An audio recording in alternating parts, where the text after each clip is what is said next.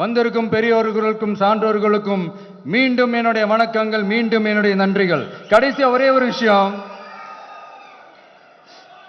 விடுதலை சிறுத்தைகள் தலைவர் திரு தொல் திருமாவளவன் அவர்கள்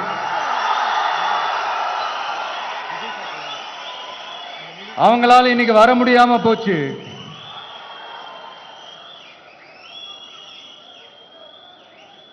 அம்பேத்கர் அவர்களுடைய புத்தக வெளியீட்டு விழாவிற்கு கூட அவரால் கலந்துக்க முடியாத அளவிற்கு